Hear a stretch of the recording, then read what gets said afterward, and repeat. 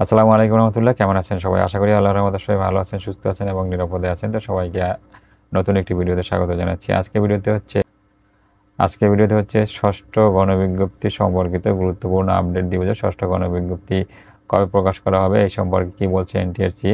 তো যারা ভিডিওটা প্লে করছেন সবার কাছে রিকোয়েস্ট থাকবে সম্পূর্ণ দেখবেন, আর যারা আমার চ্যানেলে নতুন প্লিজ চ্যানেলটি সাবস্ক্রাইব করে পাশে বেল আইকনে ক্লিক করে দিবেন। তো পঞ্চম গণবিজ্ঞপ্তি প্রকাশ করা হয়েছিল 2024 সালের 31শে মার্চ।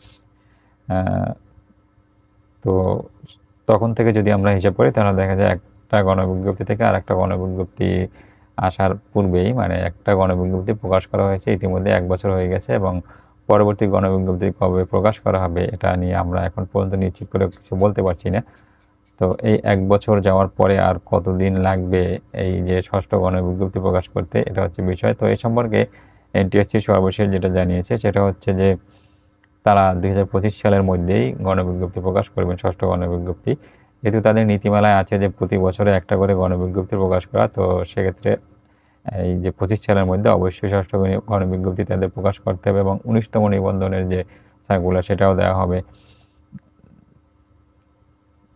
আর এই যে গণবিজ্ঞপ্তি প্রকাশ করার পূর্বে যে আরও কাজ আছে সেটা হচ্ছে 18তম যে এখন ভাইবাটা চলছে, এই ভাইবা শেষে তাদের রেজাল্ট দেওয়া, রেজাল্টের পরে তাদের মেরিট লিস্ট তৈরি করা, মেরিট লিস্টে অনলাইনে আপডেট করা মেরিট লিস্টটা, তারপরে যে শূন্যপদের তথ্যগুলো সংগ্রহ করা হয়েছে সেই শূন্যপদের তথ্য ওয়েবসাইটে আপলোড দেওয়া, এই সমস্ত কাজগুলো করতে হবে। এই সমস্ত কাজগুলো করতে কিন্তু তাদের আরও পরীক্ষা শেষ হওয়ার পরেও আর 1.5 থেকে 2 মাস সময় লাগবে। পরীক্ষাটা যেহেতু চলতি মাসের মধ্যে শেষ হয়ে যাবে, তারপরে যদি আমরা 2 মাসও ধরি, মে জুন, এই 2 মাসের মধ্যে তারা কাজগুলো শেষ করতে পারবেন, বা চাইলে আরও আগেও করতে পারেন, 1 মাসের মধ্যেও করতে পারেন। যেহেতু এনটিআরসি লেজি প্রতিষ্ঠান বা একটু ধীরে ধীরে গতিতে চলে, সেক্ষেত্রে আর কি 2 মাস সময় ধরে নেওয়া যায়। 2 মাসের মধ্যে তারা চাইলে সব কিছু করতে পারবেন এবং তারপরে তারা গণবিজ্ঞপ্তি দিতে পারেন। তো এক্ষেত্রে মে জুন বা জুনের শেষের দিকে তারা চাইলে ষষ্ঠ গণবিজ্ঞপ্তি দিতে পারে। আর যদি তারা আর একটু ধীর গতিতে যায় তাহলে সেটা জুলাই মাসে হতে পারে। তবে যেটা তারা বলছেন যে ডিসেম্বরের মধ্যে তারা প্রকাশ করবেন, তো অতদূর যাওয়ার কোনো সম্ভাবনা নাই, তার আগেই তারা গণবিজ্ঞপ্তি প্রকাশ করতে পারবেন, এটা আমরা আশা করি, এবং সেভাবেই আগাবে। তারপর সব মিলিয়ে যেটা বলতে হয় খুবই কষ্ট নিয়ে, সেটা হচ্ছে যে এই যে গণবিজ্ঞপ্তিগুলার যে কার্যক্রম সেটা আরও দ্রুত শেষ করা দরকার।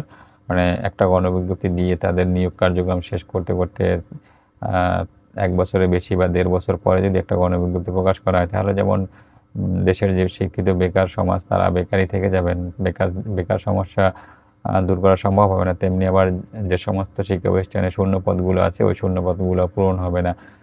স্টুডেন্ট যারা আছে তাদের লেখাপড়ার যে সমস্যাগুলো সৃষ্টি হবে।